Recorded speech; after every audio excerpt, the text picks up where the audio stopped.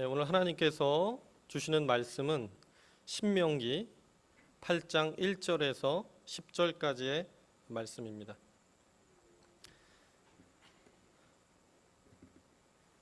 제가 봉독하도록 하겠습니다.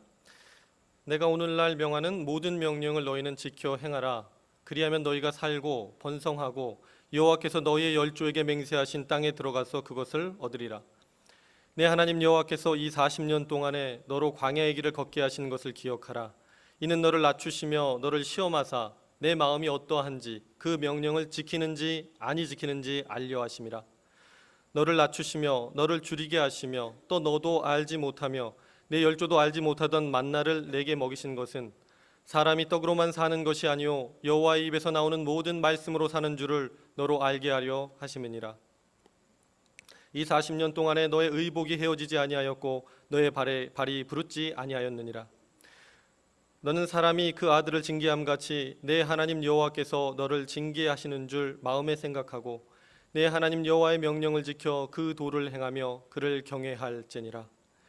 내 하나님 여호와께서 너로 아름다운 땅에 이르게 하시나니 그것은 골짜기에든지 산에든지 시내와 분천과 샘이 흐르고 밀과 보리의 소산지요 포도와 무화과와 석류와 감람들의 나무와 꿀의 소산지라. 너의 먹는 식물에 결핍함이 없고 내게 아무 부족함이 없는 땅이며 그 땅의 돌은 철이요 산에서는 동을 캘 것이라. 내가 먹어서 배불리고 내 하나님 여호와께서 옥토로 내게 주셨음을 인하여 그를 찬송하리라. 아멘.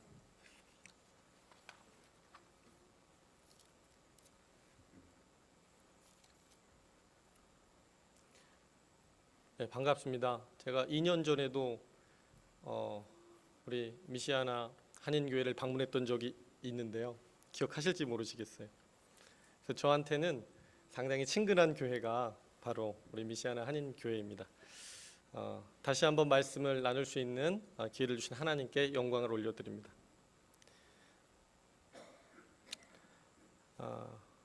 오늘 설교 주제인 광야에 대해서 묵상하고 있었는데 얼마 전에 우연히 서랍장에 놓여 있는 저희 4학년짜리 아들 학교에서 보내준 것 같은 코팅된 노란색 영어 기도문을 발견했습니다.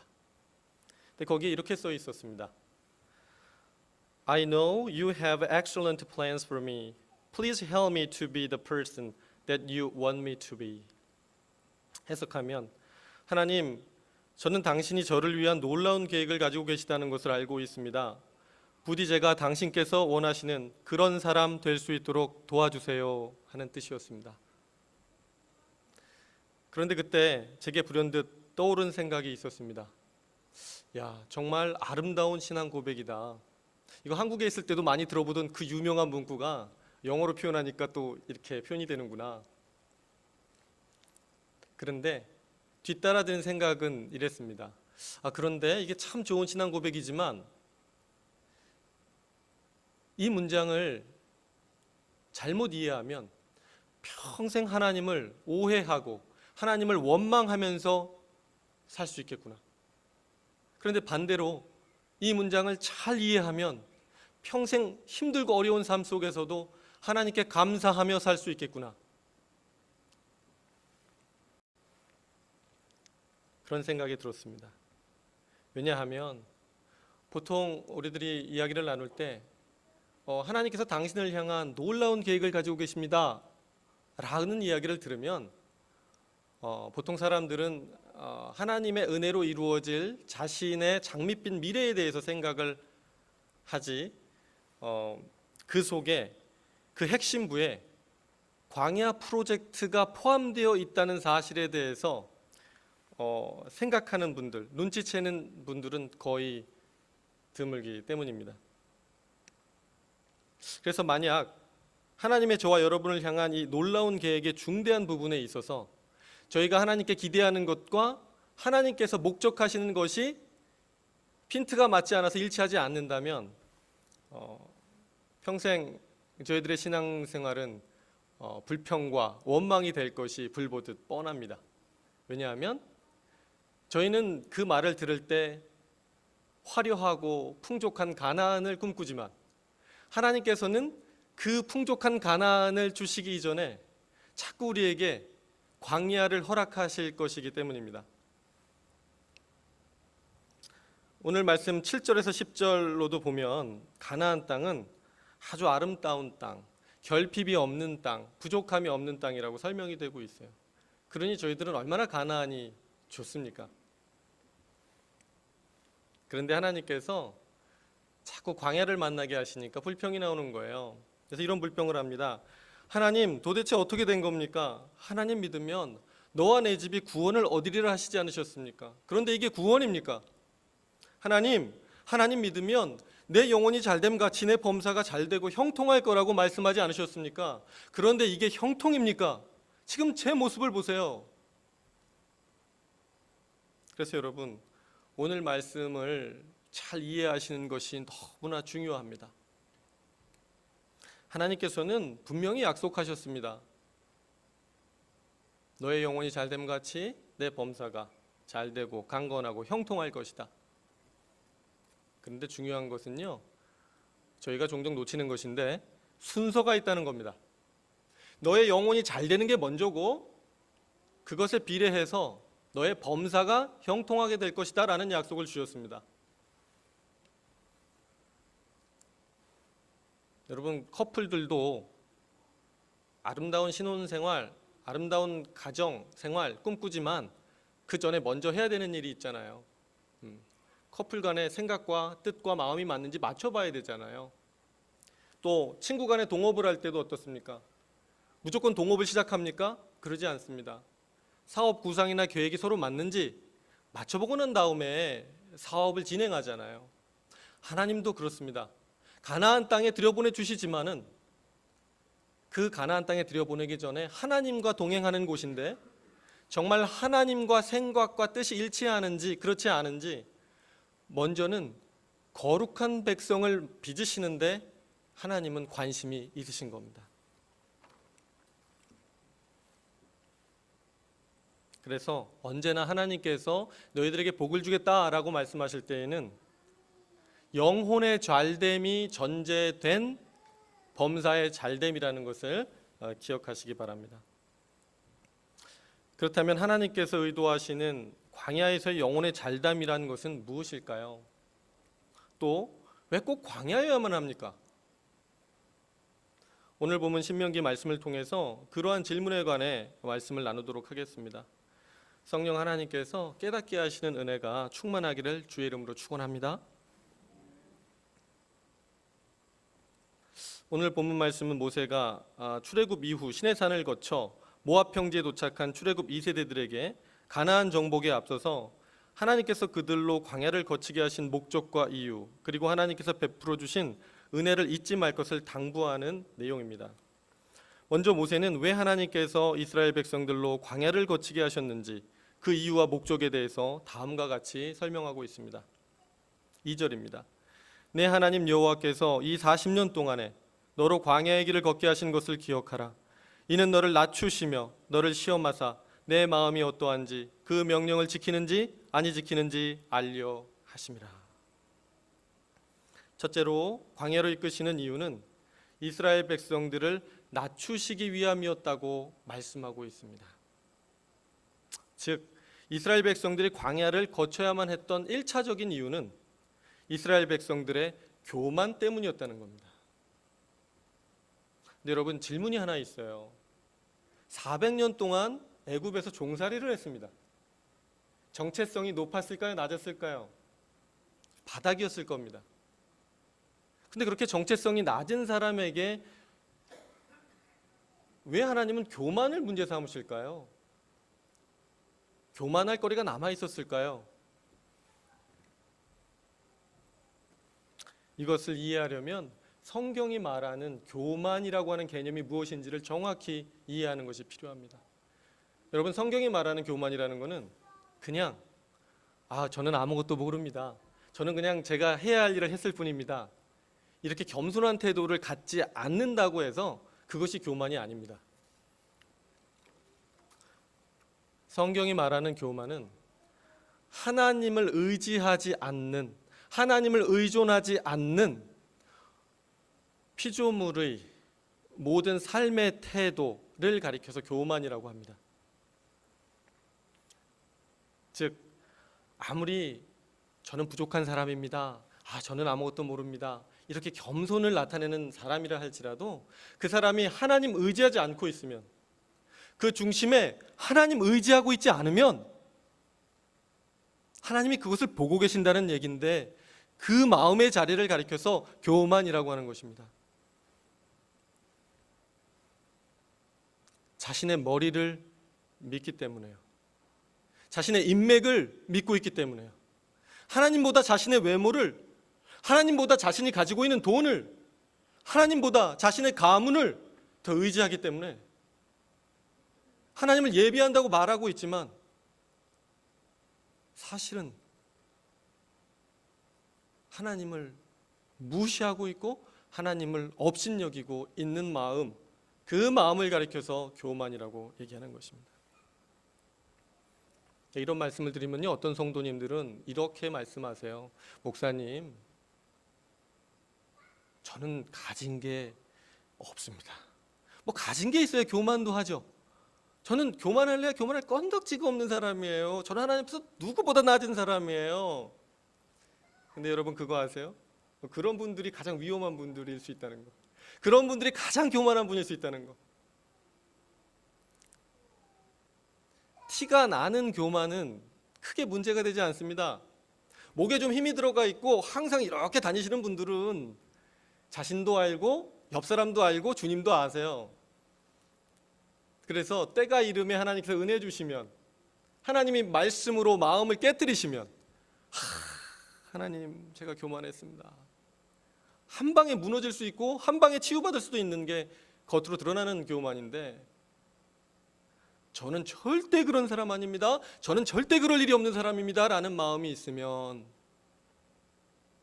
그거는 심각한 겁니다. 왜냐하면 여러분 생각해 보세요. 우리가 얼마나 연약합니까? 어제 은혜 받아도 오늘 자고 일어나면 그 은혜 다 까먹고 또 내가 주인 행세하고 살아가는 게 우리들이잖아요. 근데 하나님은 그런 의미에서 너희는 다 죄인이고 너희들은 다 교만하고 패역해 라고 하시는데, 아니요 하나님, 저만큼은 아닙니다. 얼마나 교만한 거예요. 그래서 여러분, 하나님 앞에서의 교만의 문제는 자존감이 높으냐 낮으냐의 문제와는 전혀 상관이 없습니다. 자존감이 낮아도 얼마든 교만할 수 있고, 자존감이 높아도 얼마든 하나님 앞에서 교만할 수 있는 게 바로 그 교만이라는 겁니다.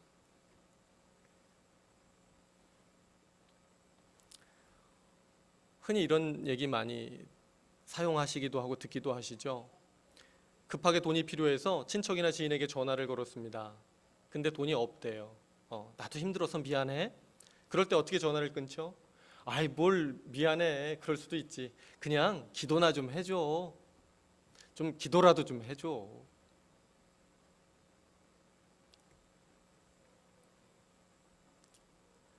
평소에 새벽 기도를 거의 안 하시던 분이 자녀와 진로 문제로 인해서 갑자기 새벽 기도에 열심을 내시는 거예요. 근데 그 모습을 보고 있던 옆에 집사님들이 대화 중에 이렇게 얘기하시는 겁니다. 아무개 집사 힘든가 보네.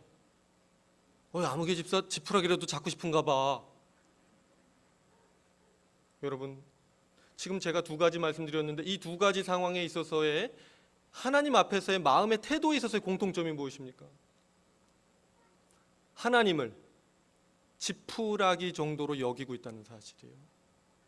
하나님이 만왕의 왕이시라면서요. 생사화복의 주관자라고 그러셨잖아요. 그런데 실제 마음에는 내 신용카드만 못한 것이고요, 내 인맥만 못한 것이에요. 그런 게 저와 여러분의 모습입니다. 그래서 이 교만에 대한 문제는 1차적으로 원죄와 관련된 하나님을 업신여기는 태도와 관계된 문제였습니다. 하나님은 그 문제를 다루시기 위해서 이스라엘 백성들을 광야로 데리고 나오셨습니다. 그리고 이제 그 오랫동안 고착된 이스라엘의 교만을 깨뜨리시기 위해서 광야로 왔는데, 여러분 왜 광야여야 될까요? 왜 하필 광야여야 됩니까? 아무것도 없는. 광야야말로 하나님 앞에서 인간의 무능력과 무지, 오만함의 거품과 실체가 여실히 폭로될 수 있는 최적의 장소이기 때문입니다. 사람은요, 자기가 자기 힘으로 무언가 할 수 있다라고 생각하는 그 순간에 교만해집니다.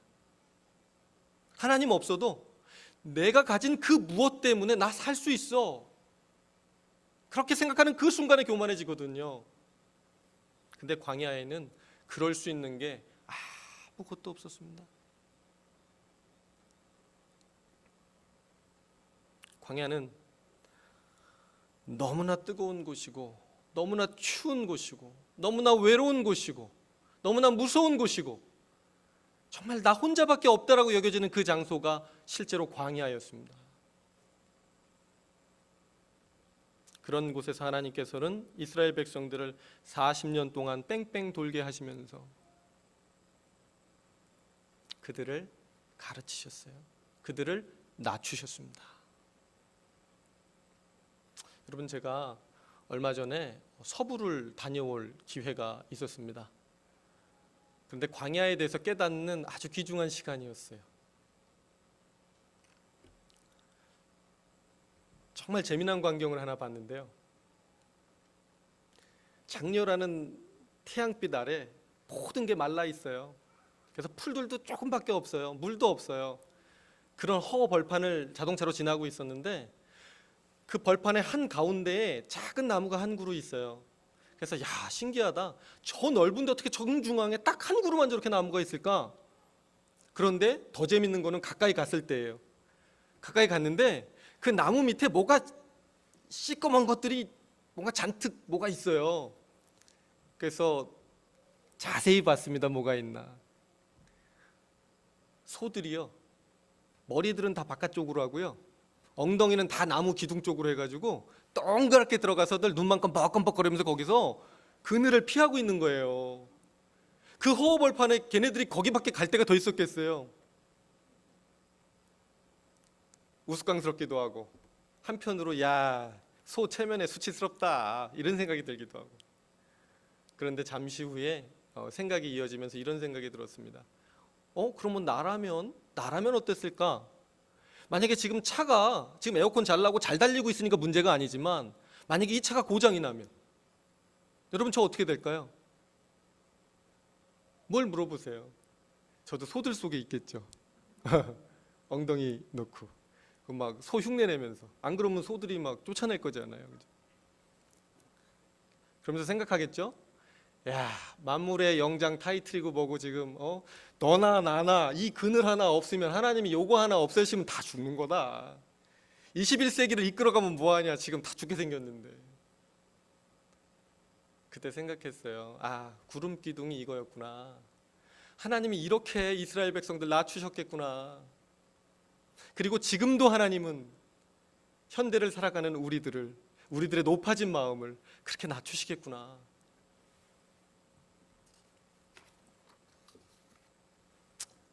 사랑하는 성도 여러분, 예나 지금이나 하나님께서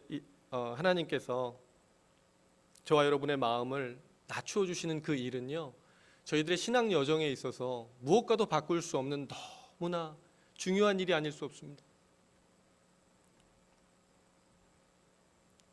왜냐하면 그것이 없이는 참된 의미에서 신앙생활이라는 것 자체가 출발이 되지 않기 때문에 그렇습니다. 자신도 모르는 사이에 높아져 있는 하나님께 대한 나의 완고함, 나의 교만, 나의 어리석음, 그것이 깨어져서요, 말랑말랑한 심령이 되기 전까지 우리의 신앙은 사실은 출발이 안 되는 거예요. 철로역정의 작가인 존 버녀는 하나님의 이러한 심령을 낮추어 주시는 축복에 관하여 자신의 책 상한 심령으로서라에서 다음과 같이 기록하고 있습니다. 사람은 처음부터 죽은 상태로 태어난다. 그리고 어리석은 자로, 교만한 자로, 고집세고 완고한 성벽으로, 도무지 두려워할 줄 모르는 피조물로, 하나님을 거짓되게 믿는 자로, 죄를 사랑하는 자로 태어난다. 그리고 또한 광포한 존재로, 하나님 나라의 일을 혐오하는 존재로 태어난다. 그러기에 그의 심령은 찔림을 받아 상함을 입지 않으면 그가 종교의 외적인 의무에 비록 열심을 다한다 해도 그가 드리는 제사 번제는 하나님께서 기뻐하지 않으신다. 심령의 상함을 입은 자는 어떤 자인가? 그는 지각이 있는 사람, 그는 매우 깊은 슬픔의 사람, 그는 참으로 겸손한 사람이다. 그는 자신의 영적 가난을 아는 사람이며 죄의 고통을 지각하고 울부짖는 사람이다. 그렇다면 무엇이 심령의 상함을 주는가? 하나님의 말씀이 심령에 조명되고 거기에 하나님의 권능이 인쳐질 때 심령의 완악한 껍질은 드디어 깨어진다. 당신이 그 사람이라는 나단을 통한 하나님의 말씀에 내가 여호와께 범죄하였노라고 하며 다윗의 심령은 끝내 깨어지지 않았던가? 또한 상한 심령은 유연하고 나긋나긋한 심령이다. 그러므로 상한 심령은 하나님께서 어떤 감명을 끼쳐주시든 그것을 수용할 만반의 준비가 되어 있다. 또 상한 심령은 하나님을 가장 기쁘시게 해드릴 수 있는 상태라면 그 무슨 상태이든지 자신의 모습이 그런 상태로 빚어지기를 아주 기꺼이 원한다. 여러분, 신앙 여정에서 상한 심령은 너무나 큰 축복입니다. 다윗은 밧세바를 취한 사건을 나단을 통해 지적받았을 때 자기 자존심 챙기지 않고 하나님 앞에서 정직하게 무너졌습니다. 통회하고 회개했습니다. 왕이시여, 성 안에 부자가 있고 가난한 자가 있습니다. 부자에게는 양이 많이 있었습니다. 가난한 자에게는 암양 한 마리만 있었습니다.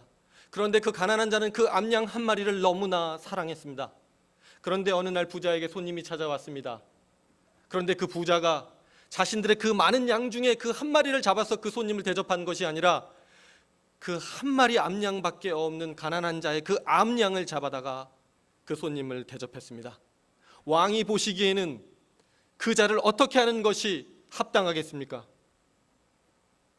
다윗이 대답합니다. 여호와의 사심을 가리켜 맹세하노니 그는 죽어야 할지니라. 그리고 그는 4배나 갚아야 할지니라. 죄송하지만 왕이시여, 그 사람이 바로 왕이십니다.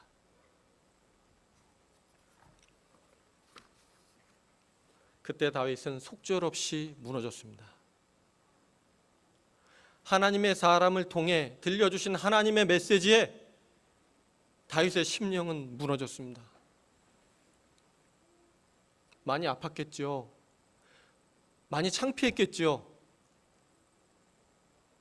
그런데 여러분, 다윗의 영혼은 그날처럼 행복한 날이 없었을 겁니다.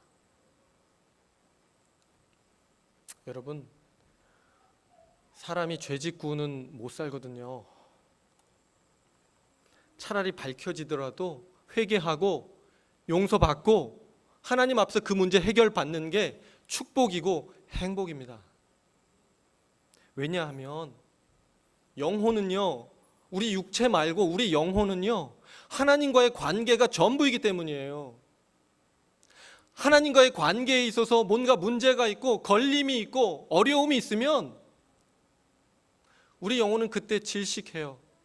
우리 영혼은 그때 메말라가요. 우리 영혼은 그때 너무나 힘들어지는 거거든요. 비록 그날 다윗의 마음은 깨어지고 아프고 창피했겠지만은 그 어떤 다윗이 살아왔던 날들보다도 그 다윗의 심령은 하나님과 깊은 영적 교제를 가졌을 것입니다. 그 눈물과 환희 속에서 그가 누렸던 그 영적 교제의 기쁨을 시편 51편이 표현하고 있습니다. 하나님이여, 내 속에 정한 마음을 창조하시고 내 안에 정직한 영을 새롭게 하옵소서. 나를 주님 앞에서 멀리하지 마시며 주의 성신을 거두지 마옵소서. 그 구원의 기쁨을 다시 회복시키시며 변치 않는 자원의 심령을 내 안에 주시옵소서.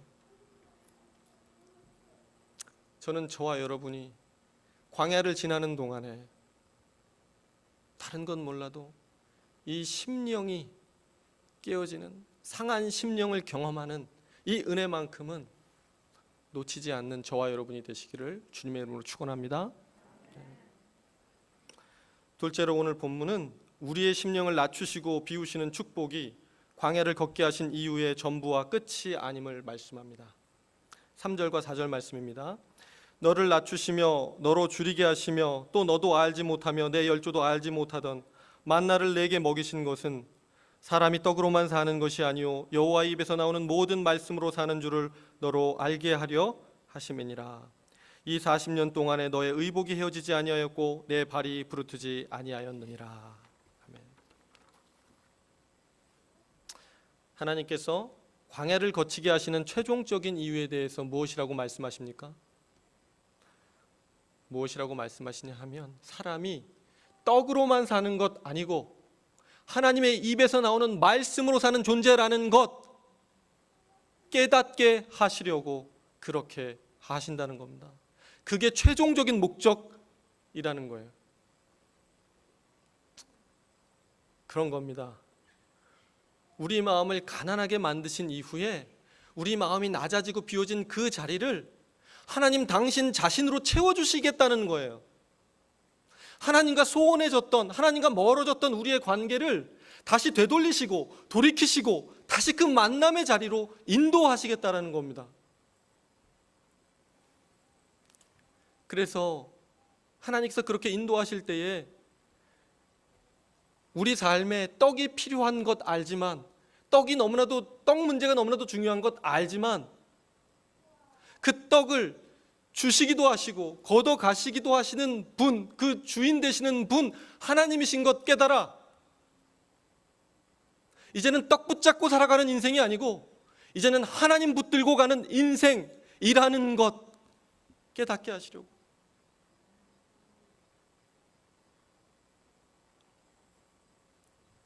그게 진짜 나의 인생의 성공이고 그것이 나의 살 길이고 그것이 나의 생명이라는 것을 깨닫게 하시기 위함이었습니다.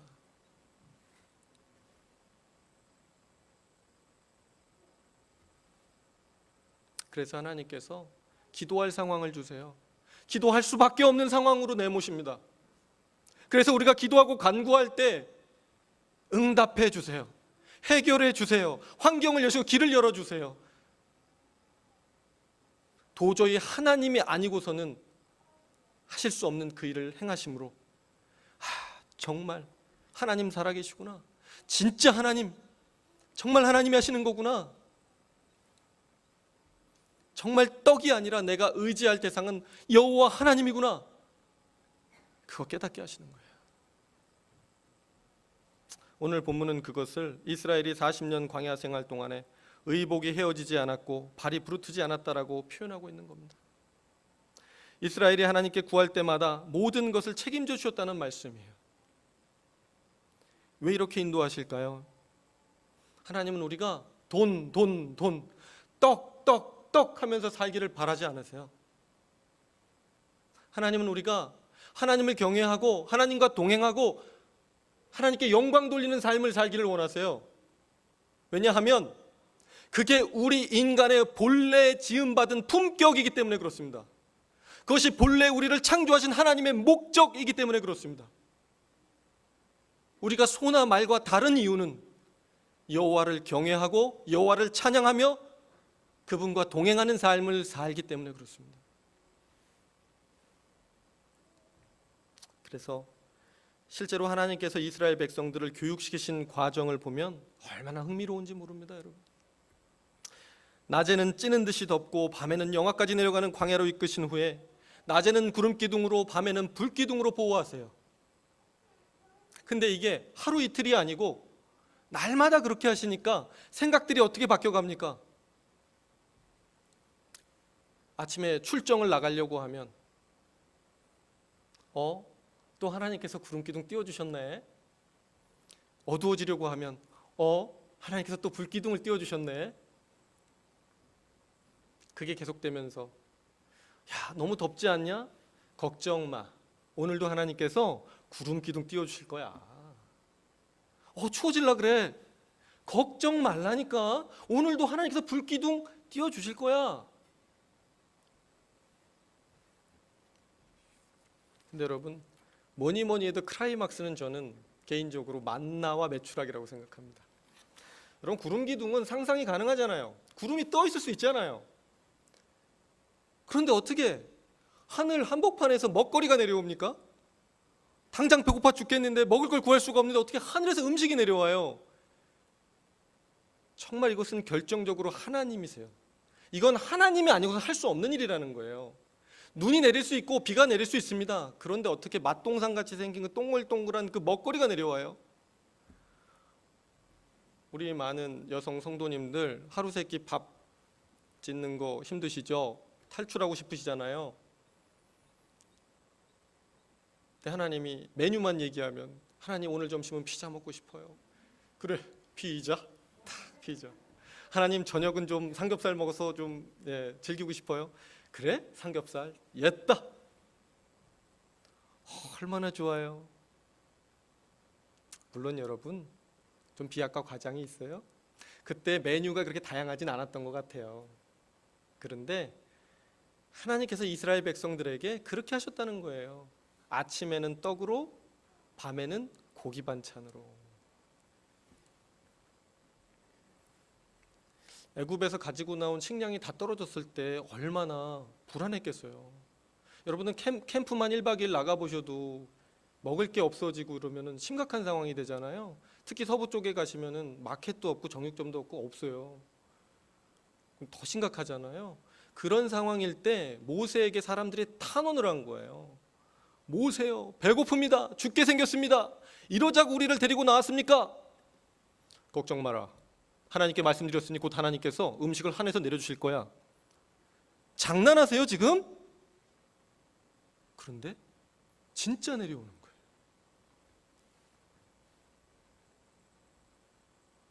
저와 여러분 중에도 지금 그 동일한 은혜를 경험하시면서 하나님이 내려주시는 만나 때문에 일생일대의 위기를 극복하고 계신 분들이 계실 줄로 압니다. 그 체험들, 그 은혜들이요, 그 출애굽 때 광야에서부터 시작된 거예요. 심지어 전쟁할 때도 하나님은 노골적으로 가르쳐 주십니다. 자신이 하신다는 걸 노골적으로 가르쳐 주세요. 그래서 두 팀을 만드세요. 한 팀은 기도팀, 한 팀은 전쟁팀. 그래서 모세의 손이 올라가면 막 여호수아 군대가 이겨요. 모세의 기도의 손이 내려오면 여호수아 군대가 막 져요. 시청과 교육을 시켜주시는 거예요. 야, 전쟁은 무기나 군사력에 있는 것이 아니고 오직 여호와께 있는 거야. 내가 나가서 싸워주냐, 싸워주지 않느냐, 너의 대적을 손에 붙이느냐, 붙이지 않느냐, 거기에 달려 있는 거야. 하나님 그렇게 교육시켜 주신 거예요. 이렇게 40년 동안 매일 그랬으니 그 교육 효과가 어떻겠습니까? 이제 이스라엘 백성들은 머릿속에 생각했을 거예요. 야, 진짜 인생 이거 내 힘으로 사는 거 아니구나. 인생 이거 내 힘으로 사는 거 아니었구나. 내 능력으로 사는 줄 알았는데 사실은 그분의 힘으로 사는 거구나. 그분이 공급해 주셔서 오늘 내가 살 수 있었던 거구나. 나는 내가 잘나서 그런 줄 알았는데 그게 다 공급받았던 힘이었구나. 저분 붙잡아야 되겠구나. 저분 없으면 아무것도 아니구나 생각하게 되었던 겁니다. 그래서 여러분, 상한 심령의 낮아짐, 비워짐이 광야에서 맞이하는 첫 번째 축복이고 은혜였다면, 두 번째 축복은 바로 살아계신 하나님을 맛보아 아는 축복이 하나님께서 광야를 통해 주시고자 하셨던, 주시고자 계획하시는 두 번째 축복입니다. 여러분, 매주 교회에 와서 예배드리고요, 말씀 듣고요, 성경 읽고요, 다 유익하지만은 실제로 성경책에 기록되어 있는 그 하나님 직접 만나지 못한다면, 직접 맛보아 알지 못한다면 우리의 믿음 생활이 얼마나 지루할까요? 얼마나 건조할까요? 얼마나 밋밋하겠습니까? 진짜구나.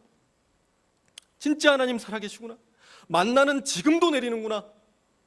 하나님께서 내가 어떤 중심으로 살고 계신지 다 보고 계시는구나. 야, 진짜 전쟁은 하나님께 속한 거야. 이런 경험이 없다면 신앙생활이 얼마나 무미건조하겠어요. 시편 34편에서 다윗은 아비멜렉 앞에서 미친 척하며 목숨을 건지게 되었을 때 그 죽을 고비에서 맛본 하나님의 도우심, 그 구원의 은혜에 감격하여 다음과 같이 고백합니다. 너희는 여호와의 선하심을 맛보아 알지어다. 그에게 피하는 자는 복이 있도다. 너희 성도들아 여호와를 경외하라. 저를 경외하는 자에게는 부족함이 없도다. 젊은 사자는 궁핍하여 줄일지라도 여호와를 찾는 자는 모든 좋은 곳에 부족함이 없으리로다. 아멘. 다윗의 표현을 한번 보십시오. 맛보아 알지어다. 여호와를 찾는 자에게는 모든 부족한 것이 없다. 젊은 사자는 배고픔에 허덕일지라도 하나님을 의지하는 자는 모든 좋은 곳에 부족함이 없다. 여러분, 지금 다윗이 막 숨 넘어가는 거 보이세요? 다윗이 막 호흡이 가빠지는 거 보이세요? 모든 좋은 것에 부족함이 없대요. 하나님께 구하는 자는, 하나님께 피하는 자는 모든 것에 부족함이 없대요. 왜 모든 것에 부족함이 없다고 할까요? 한두 번이 아니었다는 거예요, 여러분. 한두 가지가 아니었다는 겁니다. 여러분, 성경에서 여호와를 안다, 하나님을 안다라고 할 때 그 개념이 단순히 하나님의 이름을 안다 이런 의미 아닌 거는 아시죠? 항상 구약 성경에서 하나님을 안다라고 얘기할 때는 오랜 관계 속에서 경험되어진, 그래서 그 상대가 어떤 존재인지를 정말 깨달았을 때 안다라고 표현을 해요. 다윗은 알았던 거예요. 어린 시절에 하나님 의지해서 늑대의 입속에서 양들을 빼내던 시절부터, 그리고 왕이 되기 전에 10년 동안 광야에서 고생하던 그 시절을 통해서 하나님께서 얼마나 많은 자신의 간구에 응답하셨는지, 어떻게 하나님께서 나를 구원하셨는지를 경험으로 알고 있는 거예요. 그래서 맛보아 알지어다. 정말 이거 모르면 안 됩니다. 신앙생활하면서 이거 모르면 아무것도 없는 겁니다. 그렇게 외치고 있는 거예요. 그런데 다윗이 오늘 또 그 경험을 한 거죠. 오늘은 정말 죽을 줄 알았거든요. 오늘은 정말 마지막일 줄 알았거든요. 도망을 가다가 더 갈 데가 없어서 자신이 쓰러뜨린 골리앗의 나라 블레셋까지 숨어 들어가게 됐어요. 근데 걸렸어요. 발각이 됐어요. 근데 이제 정말 아비멜렉 왕 앞에서 나는 이제 죽었구나, 오늘은 이제 더 이상 길이 없어. 그 순간에 하나님께 기도하고 간구하였더니 하나님께서 지혜를 주셨는데 그 지혜가 미친 척해서 빠져나가는 거예요. 미친 척을 하고 정말 빠져나갔어요. 그때 너무나 기쁘고 너무나 감격해서 하나님이 또 나를 살리셨구나, 이번에도 변함없이 또 정말 길이 없다고 생각했는데 또 정말 막다른 골목이라고 생각했는데 이번에도 또 자신을 살게 하셨다는 겁니다. 그 감격이 너무 커서 젊은 사자, 하나님 찾지 않고 자기 힘 의지해서 살아가는 젊은 사자는 배고픔에 허덕일지라도 여호와를 의뢰하는 자, 여호와를 의지하는 자는 모든 좋은 것에 부족함이 없을 것이다 간증하고 있는 겁니다. 실제로 성도님들 중에도 제가 가장 부러워하는 분들이 계십니다. 이 기쁨을 맛보신 분들이, 맛보고 계신 분들이 계신데요, 하나님과의 진한 사랑의 관계, 연애의 스토리가 시작된 분들, 그것이 진행되고 있는 분들, 그 뜨끈뜨끈함이 있는 분들이 계세요. 그분들은 만나면 체감되는 느낌이 달라요. 막 간증을 하세요. 목사님, 제가 이런 일이 있었는데요, 하나님께서, 제가 듣고 답을 합니다. 맞습니다, 성도님. 하나님이 일하셨네요. 제가 이렇게 대답하면 맞아요. 목사님, 맞아요. 하나님이 하셨어요. 진짜 하나님이 하셨어요. 이건 하나님이 아니면 안 되는 일이었어요. 근데 하나님이 또 하셨어요.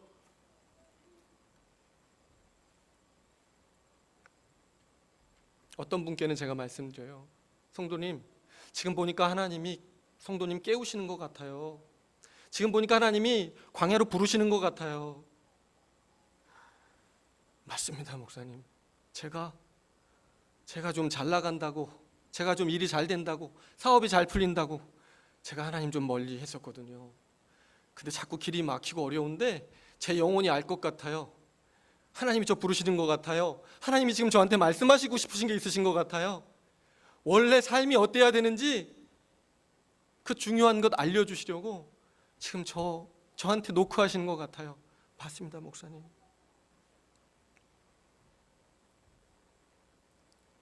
여러분, 비록 힘들 수 있어요. 광야를 갈 때는 다 힘들어요.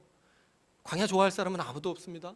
그런데 그 광야를 통해서 그냥 고통과 고난만 경험하는 게 아니라 하나님께서 지금 나를 부르고 계시고 하나님이 나를 축복하시기 위하여 부르고 계시다는 걸 감각하기 시작한 사람, 영혼이 깨어나기 시작한 그 사람에게는 힘들지만, 육은 힘들지만 영적인 기쁨이 충만합니다. 기쁨이 있어요. 그리고 능력이 있어요. 영적인 권세가 있어요. 신앙생활 한다고 다 같은 게 아닙니다. 권세가 있습니다. 반면에 그렇지 못한 분들은 기쁨이 없어요. 신앙에 힘이 없어요. 신앙생활에 능력이 없어요. 그래서 그 좋은 만왕의 왕이신 예수님 만났는데도 떡 걱정하면서 살고, 떡 의지하며 살고, 떡을 쫓으며 살고 있어요.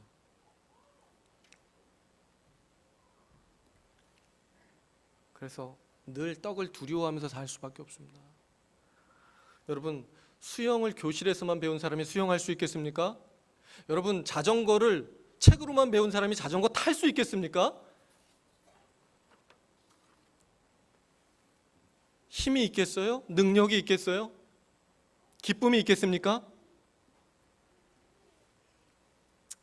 그러므로 사랑하는 성도 여러분, 광야에서 살아계신 하나님을 맛보아 알게 하시는 은혜는 우리의 영적 여정에서 그 무엇과도 바꿀 수 없는 귀한 하나님의 계획하심이 아닐 수 없습니다.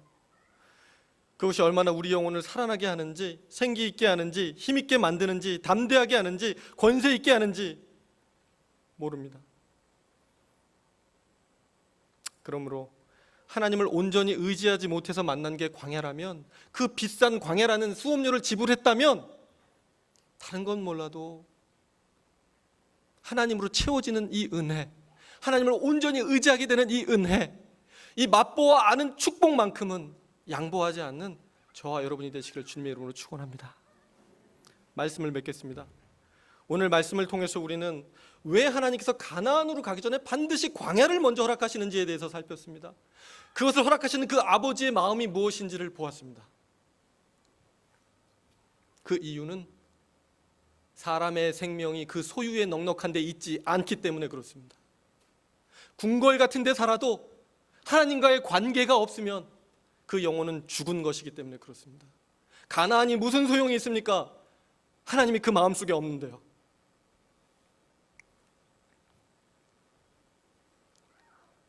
한 가지만 여쭤볼게요. 왜 여러분 이 세상에 사는 동안에 보면 불의하고 악한 자들인데도 그들이 복을 누리고 부를 누리고 풍요를 누릴까요? 가끔 화가 나잖아요. 그런 거 보면. 만약 하나님께서 정말 저와 여러분에게 주시고자 하시는 그 축복이 물질적인 축복만이라면 하나님 절대로 행악자들에게 그 축복을 겸하여 같이 주시지 않았을 겁니다. 그들에게도 그것을 허락하신다는 것은 하나님이 우리에게 정말 주고 싶으신 그 축복은 물질의 축복 그 이상의 것일 거라는 거예요. 하나님이 주시고 싶으신 축복은요, 하나님 자신이에요. 그것이 있고 난 이후에라야 물질이 복됩니다. 그것 없이 물질은 저주일 수도 있어요. 그러므로 우리는 어떻게 해야 합니까? 우리를 사랑하사 오늘도 우리를 광야로 인도하시는 그 하늘 아버지의 사랑을 깨달아 단 하루를 살더라도 떡이 아닌 하나님의 말씀에 의지하여 살아가는 저와 여러분이 되시기를 주의 이름으로 축원합니다. 기도하겠습니다. 하나님 감사합니다. 오늘도 귀한 하나님 아버지의 마음을 말씀을 통하여 저희들에게 계시하여 주시고 들려주심을 감사함을 드립니다.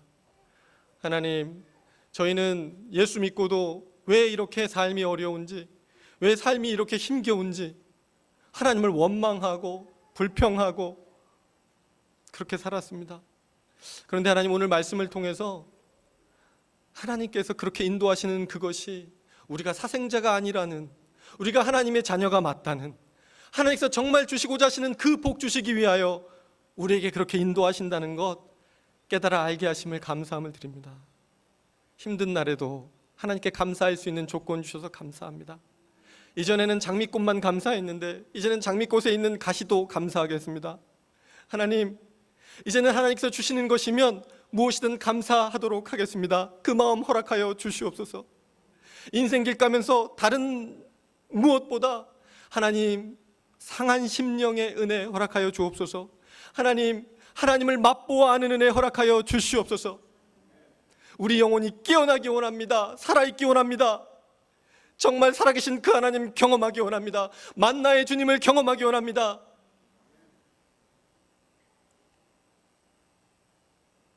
이것이 저희들의 신앙 고백 되게 하여 주옵소서. 감사드리며 예수님의 이름으로 기도했습니다. 아멘.